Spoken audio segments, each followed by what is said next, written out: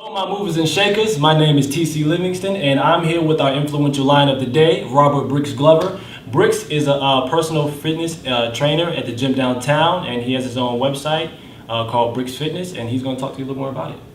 Yeah, my name is Robert Bricks Glover. I'm a fitness professional, but more so a fitness professional. I feel like it's my life mission to kind of share my story with the world and being transparent in hopes to inspiring people. So I feel like that's the basis of what I do on a daily basis. Okay. What was your fuel, your drive to go on this journey to lose 100 pounds? What really gave you the incentive to do that? Was it a health standpoint? Was it for your family? Was it for? It was a lot of things, to be honest. I have two children. You know, my son is 9, my daughter is 11, and I was in a really dark place at the time. You know, I was depressed. I had literally lost everything that I worked my entire life for because I made a bad decision and found myself in a little trouble.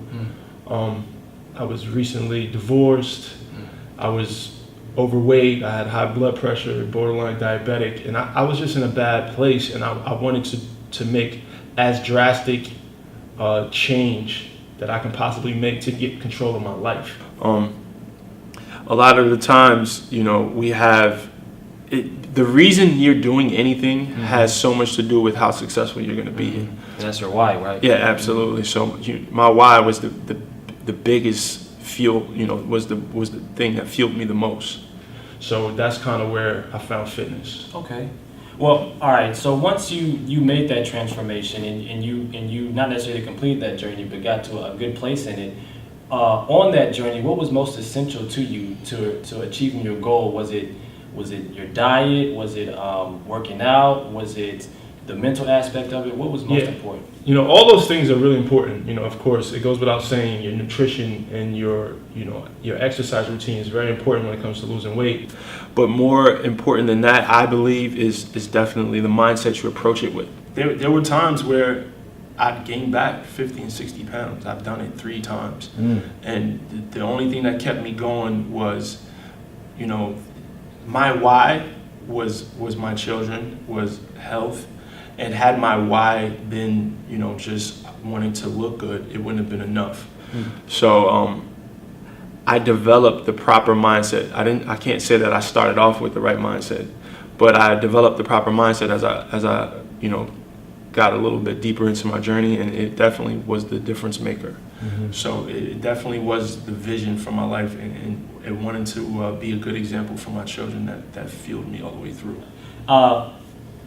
So you do also have, as I said, a website called bricksfitness.com, and he also has a new ebook out. And I was reading this ebook, and it was this one section, and it talked about your mental adjustment, and it was talking about how people have a misconception on the word diet. Can you elaborate a little more on that? Because I can see it was really an important topic to you. I just wanted to. Yeah, I feel like the word diet has gained this negative connotation because we always people when they want to lose weight, they call themselves, you know, going on diets, and diets, in my opinion, don't work. You know, I've tried 20, 30 different diets, you know, Atkins diet, the soup diet, the apple diet, you know, all these crazy diets, and it wasn't until I literally attacked the problem from the root and I changed my relationship with food. You know, instead of, you know, a diet is kind of a band-aid. You can't realistically expect to not eat carbs for the rest of your life. You can't all right, let's just put it in perspective. If you can't do it forever, don't do it to try to lose weight. Yeah. You know what I'm saying? So it's more so, like I said, about changing your relationship with food and just finding a way of eating that works best for your lifestyle. With that change of relationship, it's a slow process, right? Very slow process. Nothing you can just convert from one day, I'm going to do this, and go cold turkey on it. You know, you got to take your time with it and stuff like that. Absolutely. And one of the things I like to say is your habits, your eating habits, your daily habits is what created your body and the life that you currently have. So in order to change your body or to change your life, you have to form new habits. You literally have to become a different version of yourself, and that takes time. Yeah, because I remember when I spoke to you on the phone, I was talking to you about how we both agree that life in general, not just about getting healthy, is 90% mental and 10% physical. And I feel like that, to me, I would think that would be the most essential thing. And Definitely. I see you see it the same way. A big issue that I see, because I've worked with hundreds of clients, is people want it to happen fast. Yeah. And no one has patience. No one understands the process of reforming your habits. And it's all 100% mental. And you kind of got to have grit. Yeah. And the grit comes from the reason, like I said, why you're doing this. What are some of the things you like to eat? My go-to proteins are always chicken breasts, fish of some sort. My favorite type of fish is salmon. The list goes on. I'm very open to food, and which was the problem for me before, because I was very limited. I grew up eating Kraft macaroni and cheese and ramen noodles. So once I opened my mind and started trying new foods, it was a game changer for me.